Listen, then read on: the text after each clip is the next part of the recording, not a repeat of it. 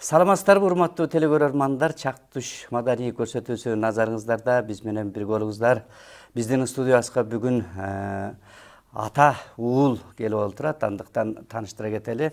Мен бет маңдайында турган Камчыбек Турганов, обончу аткаруучу, ал эми ортодо турган Камчыбектин уулу Барсбек Камчыбек уулу келип олтурушат. Негизинен баягы үй бүлөлүк таланттар деп коет. Үй бүлөдөн чыгып же тегинен келаткан дейт да Камчыбек. Анан бул нерседен сиздерде кандай, баягы алды менен өзүңүздүн жерлиңизди тааныштырып дегендей, биздин тукумда момундай болгон деп көрөрмандарга бир сыра тааныштырып кетели. Жакшы болот. Биз болсо ошол касиеттүү ысык көл жергесинен болобуз. Тоң районунун Дөң Тала деген айылынан өсүп чоңойдук ошол жерде. Өзүм болсо ушул ошол окуп жүргөн убактылар баягы таланттуу болуп, кичине өнөргө кызыгып дегенде ошондон бери улантып окууну өткөндөн ушу искусство институтунда окуп ошол жерде да билим алдык. Баягы өзүңүз айткандай аккан арктан согат деп айтат экен. Ушул уулум дагы артыман ээчип ушул мени менен кошо жүрүп, ушул комуз өнөрүн аздектеп, бүгүнкү күндө ушул баягы кийинки муундун жаш таланттары десек болот.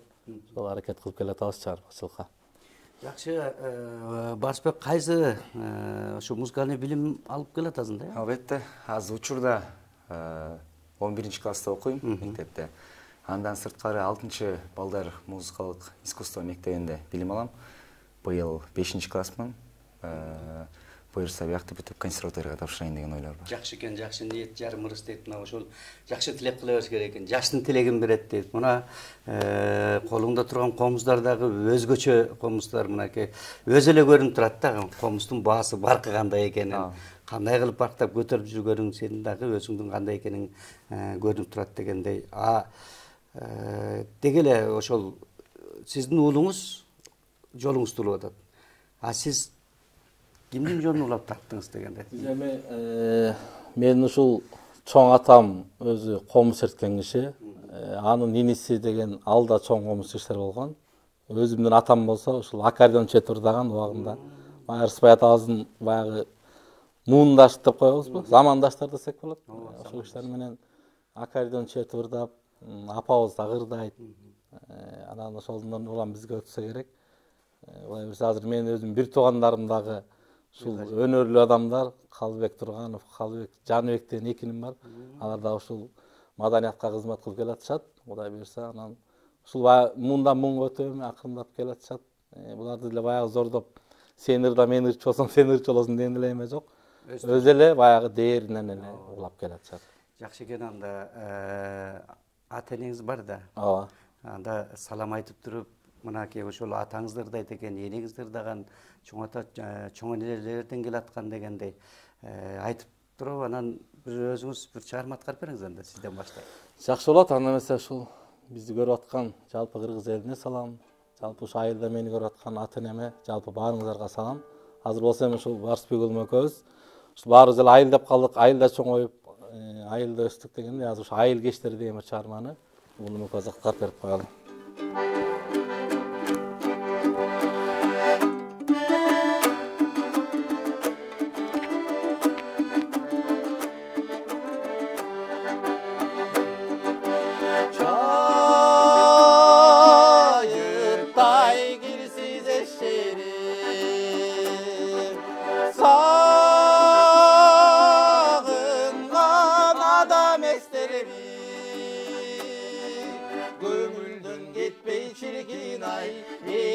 Ayıldın şanguli geçleri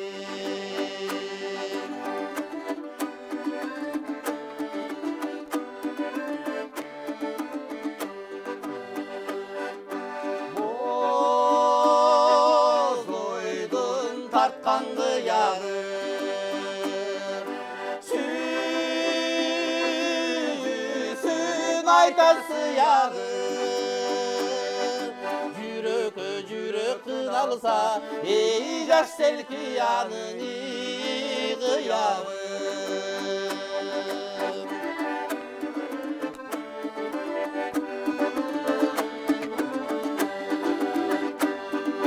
Ah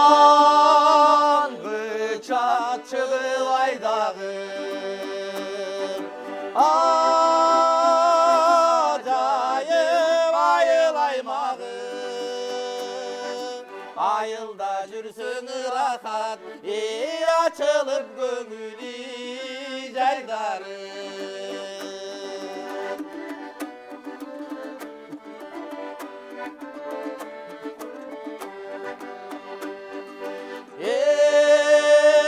Ertesi anın şanında,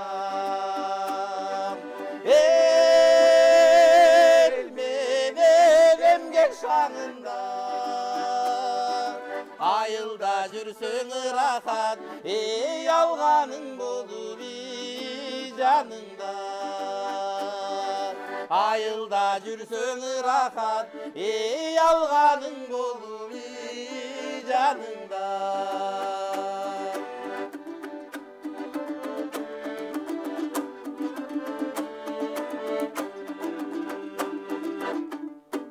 Баракелде, мына жана өзүңүз айтып кеттиңиз, ушул мына Тенеден келатат деп, туугандарым, бир туугандарым ырдайт деп. Анан айыл кечинен ырдап атсаңыздар көзүмө тартылып атат да, өзүңүздөр бир айылга барып чогулганда жалаң эле бир ыр болсо керек, Айтпаңыз. Биз чогулсак баягы дайыма шаңдуу болот. Бирок баягы көпчүлүк жерде өзүбүз деле баягы бартып айт экенбиз, көп ырчы болгондон кийин.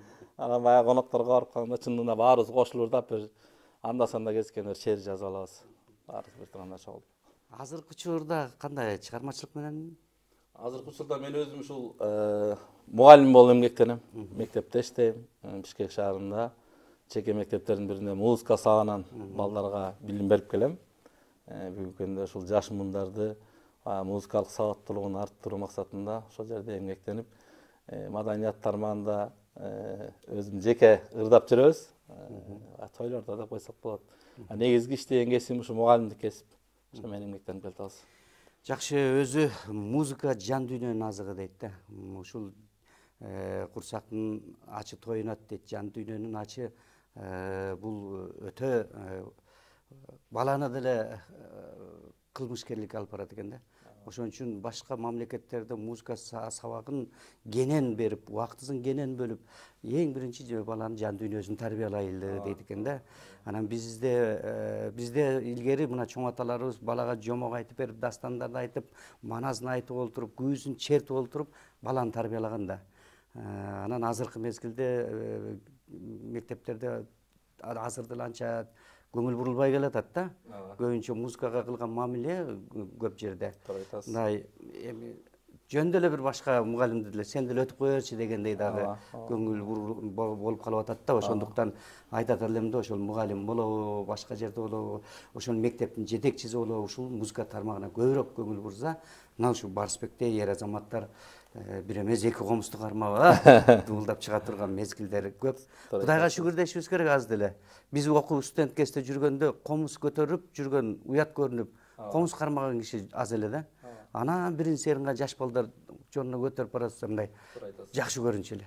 Мына азыр эми балдар, кыздар бүт комуз көтөрүп жүргөнүн көп көрөсүң. Барысбек, эң алгач кайсы күүнү үйрөндүң? Эң алгачкы күүм бул деген атын унутуп атам.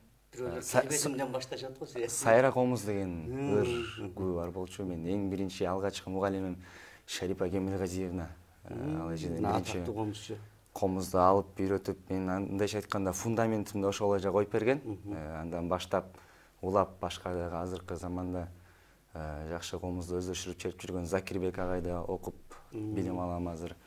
Ринат Мамбеталиев, ага чейинки Гүлбөбө Сатиевна, көптөгөн мугалимдерден сабак алып, негизи дегендай көп мугалимден сабак алган бул. Аябай жакшы нерсе деп айтышат, анткени деген ошол ар бирөөнүн тажрыйбасы бир жакка чогулуп бир комузчу чыгат. Ооба.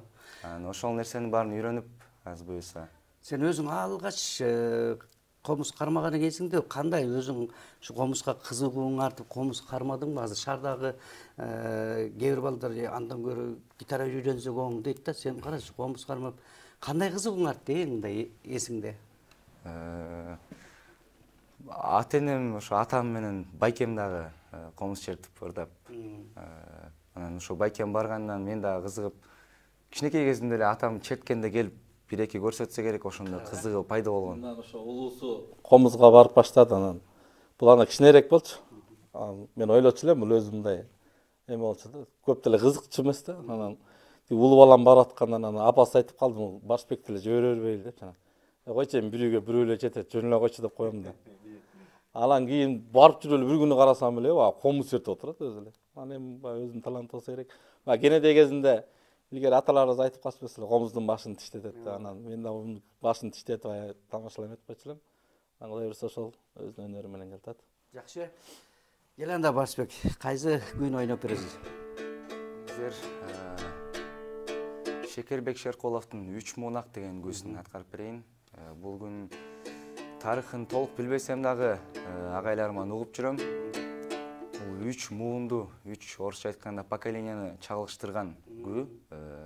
Ушу улуу муундан баштап жаш муунга чейин ошону көрсөтүп аткарып берейин.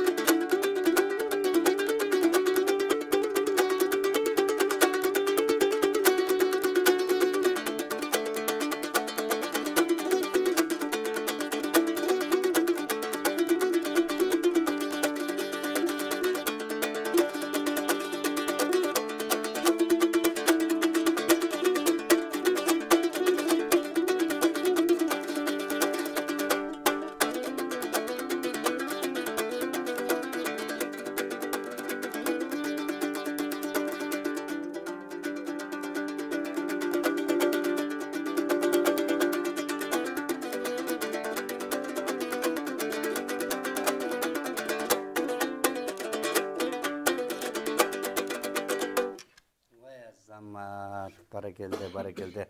Барбол Барсбек, мына атың да жакшы экен Барсбек деп, Эби негизи эле камчыке мына сиз айтып кеттиңиз, улуусу комузга барчу эле депчи.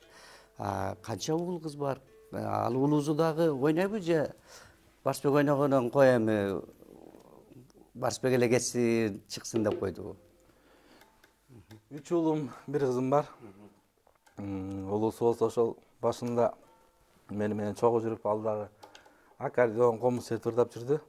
Анан сиз айткандай, азыркы жаштардын ою өзгөрүп турат экен. Ал болсо башка тармакка болуп кетти.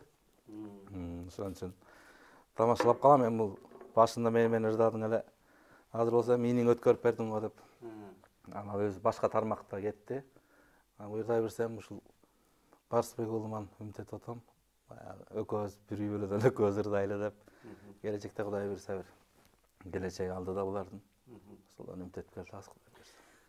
Жакшы, мына Барсбектин колдору тим эле еп келип дегендей жүгүрүп Карамолдодон эле кайрып атат. Кудай буйрса, булар бала өзү деринен билинет дейт го. Андыктан Кудай аманчылыгын кылсын, жолуң ачык болсун. Ар дайым жолдошуң кыдыр болуп, ушул элдин алдында жана айтып кеткенде ошо чала кыз Карамолдо, Ниязалы өзүңүз черткенде Шекербек шер клубтун атай ушулардын жолун улап кыргыздын чыгармаларын дүйнөгө таанытып демекчибиз. Анда эми камчыке комуз деп комуз менен ырдап берейин. Өзүм ушул искусство институтунда ошо Замирбек агайыбызды окудук. Дастанчылык жагында окуп, азыр ошол заманыбыздын залкары. Заманыбыздын залкары ошо агайыбыз бизди окутуп болгон, баягы илимин берип дегендей. Анан ошол агайыбыздын үйрөткөн нерселерин ушул күнгө чейин баягы кийинки муундарга үйрөтүп келатабыз. Азыр болсо ошол Барып атабыздын көз алгыс деген чыгармасын аткарып берейин. Жакшы болот. Ушу Замирбек агабыз ошого баягы оны иштеп чыккан экен. Жакшы болот.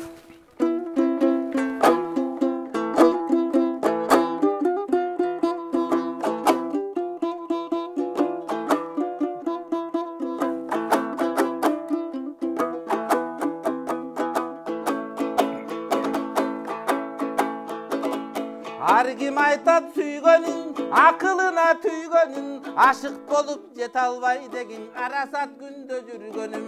Мен дагы ырдап берейин, ашыклыктан бир сабак, дак салдың уз жүрөккө, дардисар көз алак тамак, күрдөлдү жаштын ишекен, күсөдүм сүйү чарбагын, аманат жанга белектеп, ашыклык гүлүн кармадым, аны ошол гүлдү берүүгө да көзал деңиздеп баргамын, булактан көрүп чак түштө мен булбулдай абас салгамын.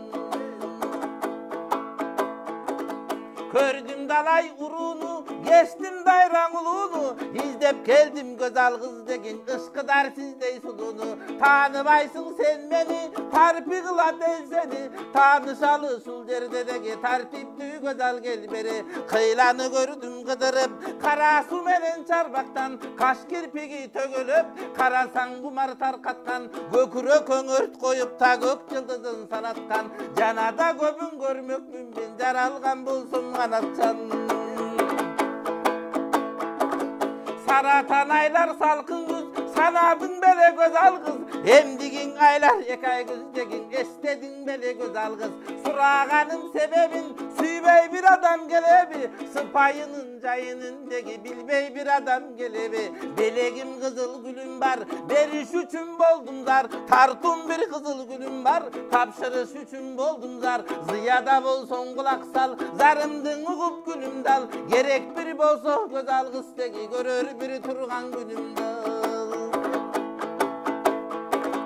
Kayda varsa canında çırağın bolup yürüyün, günde barıp doy su algan bulağın bolup doy yürüyün. Kayda varsa canında degin ınağın bolup yürüyün. Yaşırbastan açık ayt, emne var senin oyunda, yüreğinden ilingen tutkunun min torunda. Kıynasan da özün bil, sıylasan da özün bil, ey, taqdırım senin kolunda. Келді мынакей қарач ушундай өлбөс өчпөс чыгармалар эмне деген залкарлар жаратып кетти. Чындыгында Барып атабыздан кийин Замирбек агабыз иштеп чыгып мына элибизде таңшытып кийинки муундарга өткөрүп бере турган сиздерсиздер. Эми Барысбек мына келечек ушул окуп консерватория тапшырам деп атасың, деги өзүң келечекти кандай көрөсүң, кандай ойлоносуң? Жаштын тилегин берет деп жана айтып кетпедикпи? Кудайдан жараткандан сураса ошого жеткирет экен жашты деп. Комуз жөнүндө айта кетсем, комуздун азыркы заманда көп кандай десем, зарубежный ырларга салып, ал жагын дагы унутпаш керек. Иштеп чыгыш керек, ал жаңы нерселерди да көрүш керек. Ал нерсени көп киши негизи туура эмес кабыл алат экен. Негизи андай эмес, комуздун илгерки гүйлөрдү да туура чертиш керек, унутпай.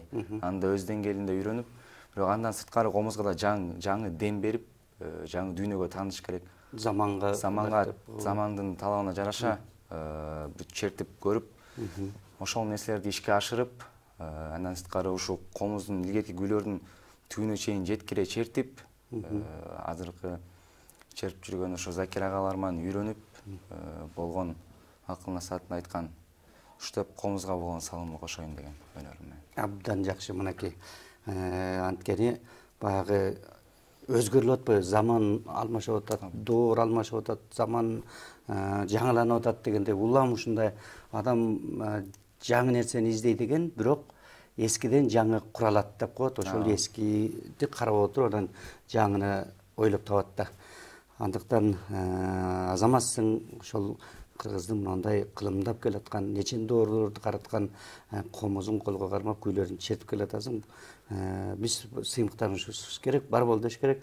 Мына чоң атаң чоңунен көрүп атсалар дагы азыр сүйүнүп, ооба менин Барсбегим ойноп атат күнү деп аткан болуш керек. Келем анда азыр азыр чыгарманы аткарып бересиң. Азыр деген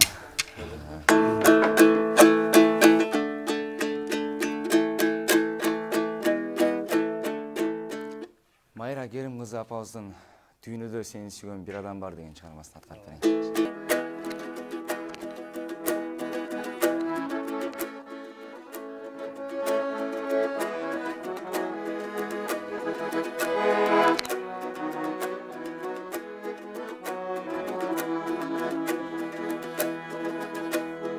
Жодурап сага карар бир адам бар, жалбарып жүрөгүңдү сураган бар. Жамалың жашка толуп турса дагы, дүйнөдө сени сүйгөн бир адам бар.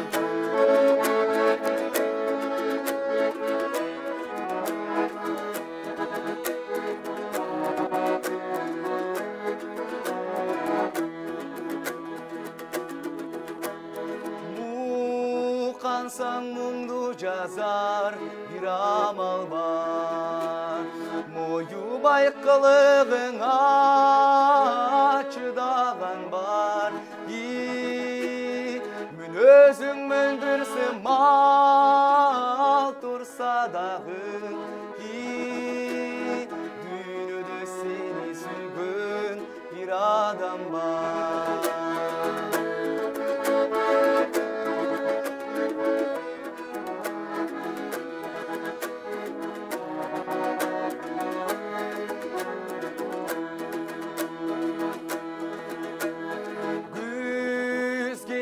Жалбырактар кураганда, көңүлдүн кетиктерин сураган бар. Кыш өтүп махабат жазда келер, дүйнөдө сени сүйгөн бир адам бар. Кыш өтүп махабат жазда gelir, dünyada seni süygün bir adam var.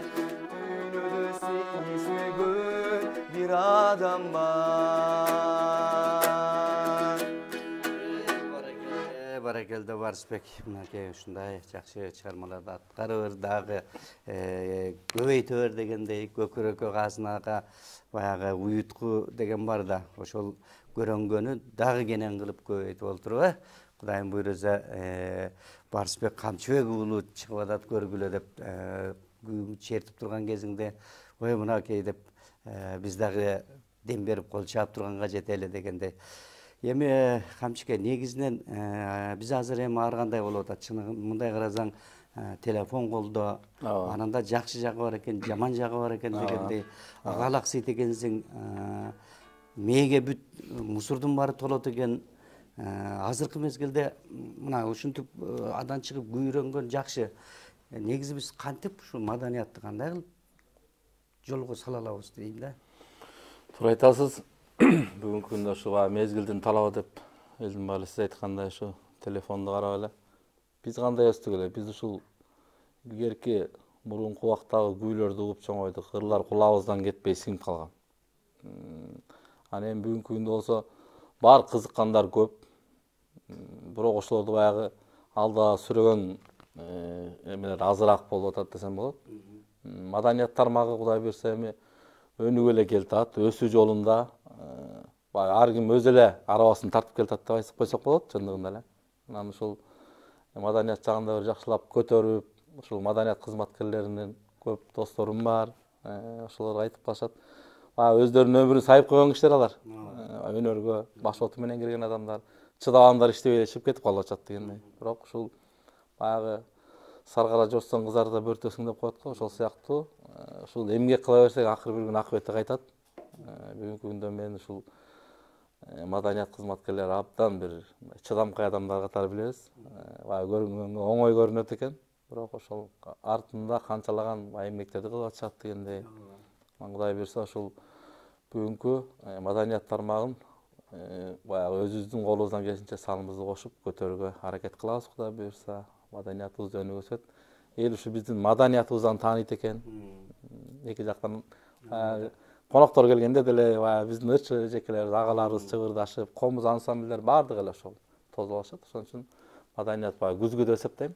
Ошон үчүн маданиятыбыз Кудай буйрса өнүгүп өсөт деген ишеничтемин. Маданиятсыз эл болбойт да, ошон үчүн бекер айтылган эмес да. Мына маданиятты көрүп, сиз айткандай башка жактан коноктор келсе да биринчи ой мынакей биздин колубуз, биздин ырыбыз деп анан алар калпак кийимибизди көрүп таң калып, ушундай керемет силердин чыгарган карачы кандай керемет ата бабаларыңар акылдуу болгон экен деп тамшанып таң калып кетип атпайбы?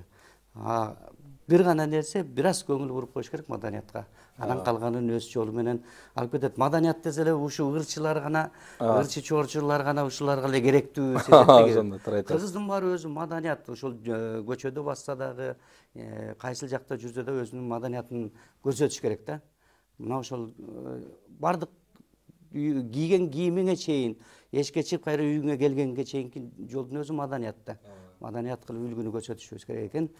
Келиңиз анда дагы чыгармадан. Кийинки чыгармам Асанкали Керимбаев агабыздын ырларын ырдап берейин. Салкар адамдар десек, ошол кишилердин баягы жеткире албасак да кичине окшоштур ырдап туралы. Асанкали атабыздын ырларынан ырдап берейин. Азыр капталдым кабилеттен жалыныңа деген чыгармасы.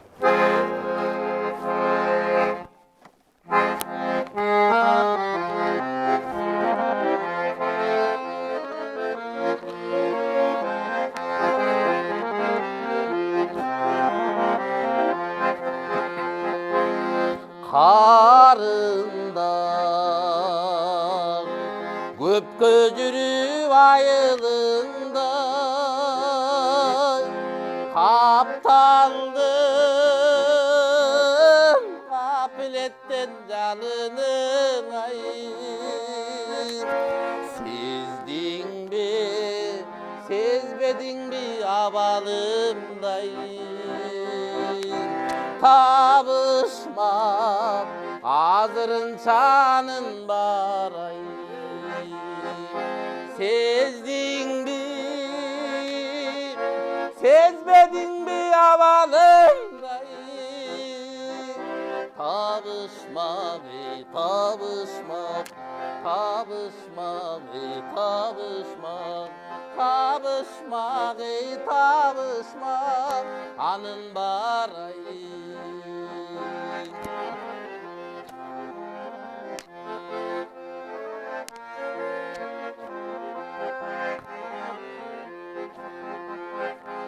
жүзүңдү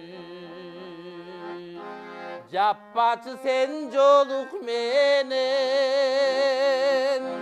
мен сени сүйдүрө албайм зордук менен кайрылбай басып кетсең ошол бойдум мен үчүн өмүр бою кордук белем кылыч айбай басып кетсем ошол бойдум кайрылбай кайрылбай кылчайбай кылчайбай кайрылбай кайрылбай басып кетсем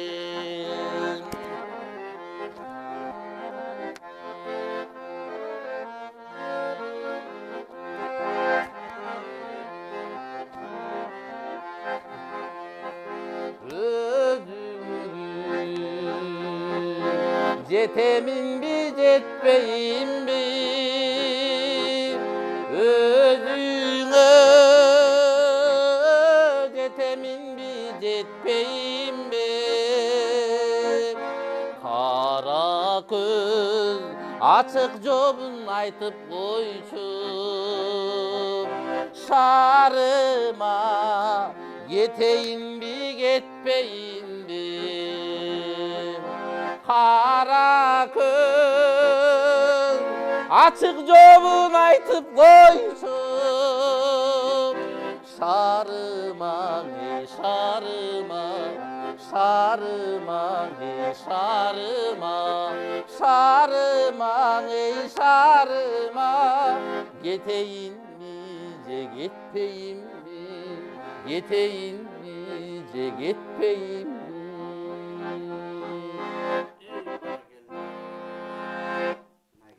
эмне деген залкарлар бир мезгилде ушул аккордеон менен кандай гана керемет обондор чыкты.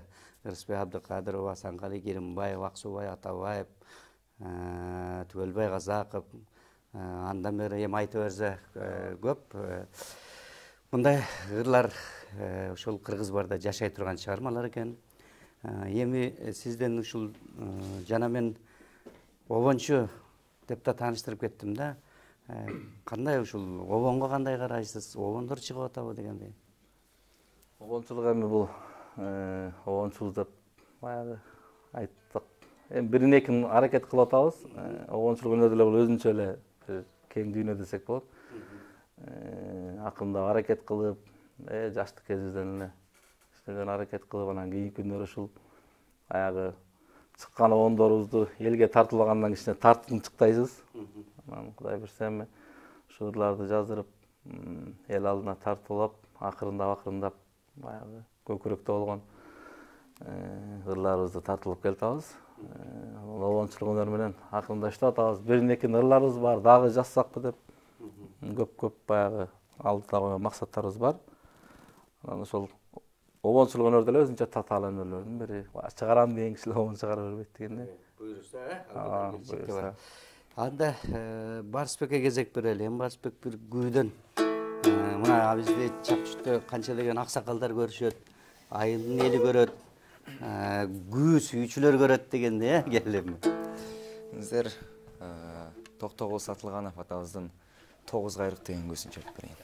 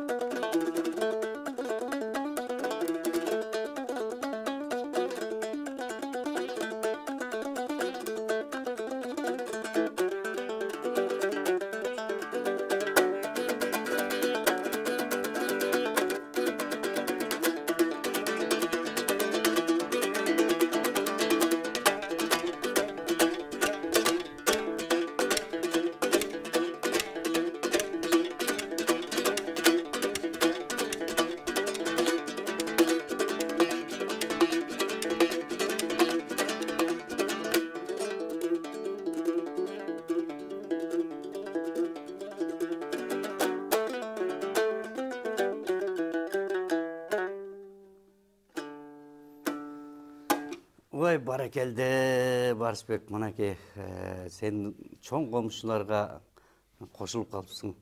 Кудайым буйруза карачы, мына ушинтип колдун техникаларын иштегендериң. Эми мыкты атанын мыкты уулу болуп, Кудайым буйруза Кыргызда жакшы сөз барго, устаттан шакирт өтүптүр деп. Жана бүт топтогон устаттарыңдын баардыгын жыйындысын алып келип туруп анан өзүң дүң этип бир чыгасың буйруза.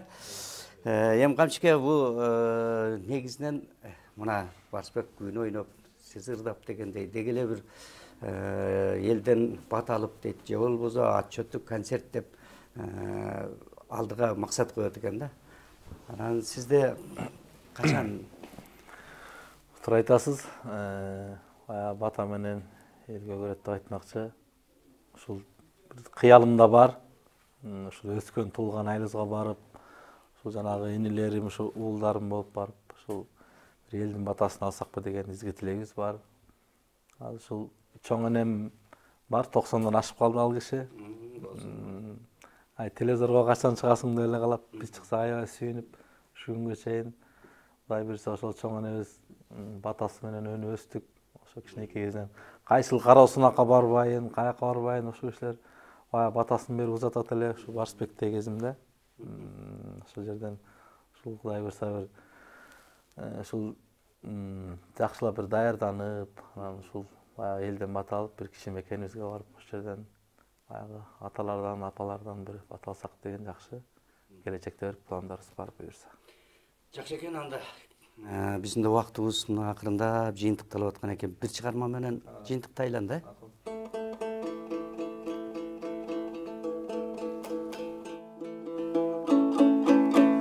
Азыр эми сиздерге ушул эл алдында келет ырдагым деген бир жакшы чыгарма аткарып берип коеюн.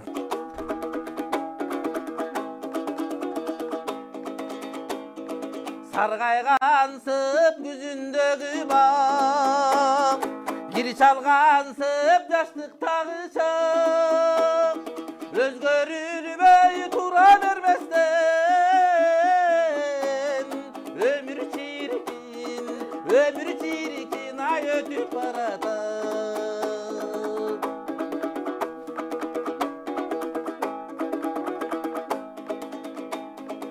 Өкүнүчсүз шаңдуу жашадык, улгайдык деп какпай катарын, бирок дагы шайыр замандай жапжаш болуп ай келет жашадым.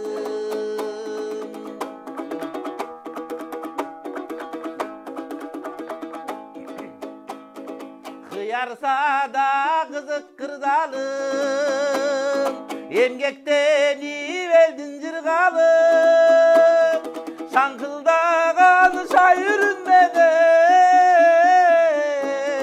эл алдында келет ырдагым, эл алдында журт алдында келет ырдагым. Баракелде бар болуңуздар. Келиңиздер, эми кыска нуска жыйынтыктоочу сөз. Немесе ушул сиздердин элтер коомдук телекомпаниясына рахмат сиздерге ушул уюштуруп, сизге терең ыраазычылык, ишиңизде ийгилик болсун, жалпы жамаатыңыздар менен дайыма ушундай эл ичиндеги таланттарды арасына көпүрө болуп жүрө бериңиздер. Дайыма жакшы күндөрүңүз көп болсун. Рахмат, Барысбек. Чакырганыңыздарга чоң рахмат. Келечекте да келебиз деп үмүттөнөм. Барыңыздарга келик. Кудай буйрса көп келесиң буйрса, мынакей нечендеген канча деген журналисттер чакырат. Барысбек келип ойлоп бер деп. Буйрса келечегиң кең болсун, телегең тең болсун, жолуң шыдыр, жолдошуң кыдыр болсун, кыргыз маданиятына өзгөчө салым кошо бериңиздер демекчибиз. Бар болуңуздар, мына атанын тилеги ушул бала чыкса ата сүйүнөт. Андыктан сиздерге биз жакшылыкты гана каалайбыз. Бар болуңуздар. Урматтуу телекөрөрмандар, биздин көрсөтүү соңуна келдик. Кийинки көрсөтүүдөн жолукканча аман туруңуздар.